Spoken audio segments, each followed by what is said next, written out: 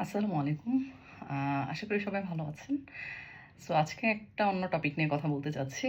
আপনারা যারা fat loss করছেন, কোনো ট্রান্সফরমেশন এ আছেন, সেই প্রসেসে থাকা অবস্থায় আপনারা কতটা ওজন আসলে কমাবেন? এভরি উইক অনেকেই আশা করে যে, "না, আমি ১ কেজি বা তার চেয়ে বেশি ওজন কমাতে চাই।" বাট আসলে কি সেটা কি ঠিক? যত বেশি ওজন কমাবেন, সেই ওজনটা তো আবার সেই একইভাবে ফেরত আসবে। সো ওজন কমাতে গেলে যেটা আমরা কী কমাই? অ্যাকচুয়ালি আমাদের বডির ১ম এ কমে হলো ওয়াটার ওয়েটটা। ওয়াটার ওয়েট আফটার ১-২ সপ্তাহ পর আর ওয়াটার ওয়েট তেমন থাকে না বডিতে। কারণ তখন আপনি একটা ক্যালোরি কাউন্ট করে ম্যাক্রো অ্যাডজাস্ট করে আপনি কার্বটা একটু পরিমাণে কম নিচ্ছেন, প্রোটিন বেশি নিচ্ছেন।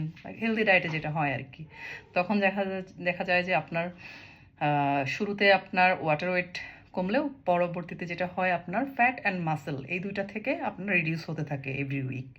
এখন আপনি যদি বেশি ওজন কমাতে চান, সেই ক্ষেত্রে আপনার মাসল লস হবে বেশি। ফ্যাট লসটা করতে চাইলে আপনাকে আস্তে, আস্তে ৪০০ থেকে ৬০০ গ্রাম ওজন কমাটা খুব মানে হেলদি বলা যায়। আর সাথে যদি মেজারমেন্ট কমে। এখন যদি আপনার মেজারমেন্ট না কমে, শুধু ওজন কমে, বুঝতে হবে যে আপনার মাসল লস হচ্ছে। মাসল লস করে আপনি আল্টিমেটলি এই ওজন কমার যে প্রসেসটা শেষ করবেন, শেষ করার পরে আবার এই ওজনটা আপনার ব্যাক করবে।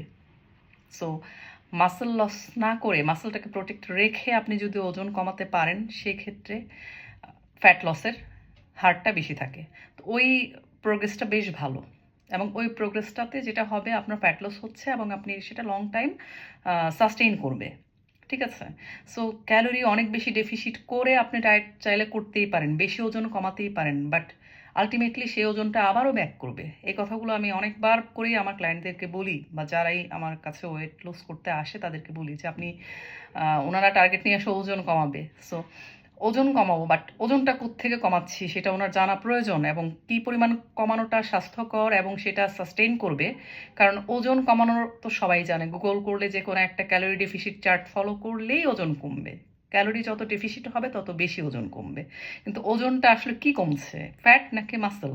এটা তো আমাদের খেয়াল রাখতে হবে এবং মাসল কমলে আল্টিমেটলি আপনার স্ট্রেংথটা কী হবে? আস্তে, আস্তে কমবে। মাসলটা ঠিক রেখে প্রোটেক্ট রেখে যদি আপনি ফ্যাট লুজ করেন সেক্ষেত্রে আপনার এনার্জি লেভেলটা বাড়বে, আপনি ভালো থাকবেন, আপনার অন্যান্য ফিজিক্যাল ইস্যুগুলোও ভালো করবে, মেডিকেল ইস্যুগুলোও আপনার আস্তে আস্তে ইমপ্রুভমেন্ট করবে। সো ফ্যাট লসটা ইম্পর্টেন্ট।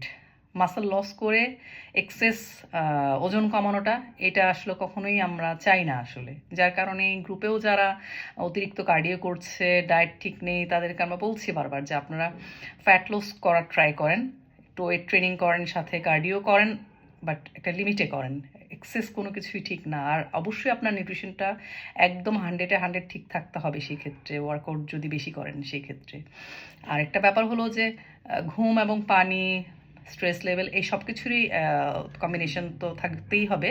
তবে ইম্পর্টেন্ট হলো ওয়ার্কআউট করলে এমনিতেও স্ট্রেসটা একটু কম থাকে। ওয়ার্কআউটের তো অনেক বেনিফিট আছে, সেসব বলে শেষ করা যাবে না। সো এইটুকুই বলার ছিল। আপনাদের টার্গেট যেন থাকে একটা অল্প পরিমাণ ওজন, সাথে যেন অবশ্যই মেজারমেন্টটা কমে। ২ টার কম্বিনেশনে কমলে আপনি এটা একটা সাস্টেনেবল ফিটনেস জার্নি হবে আপনার জন্য। Thank you. আজকের মতো এইটুকুই থাকুক। Thank you so much.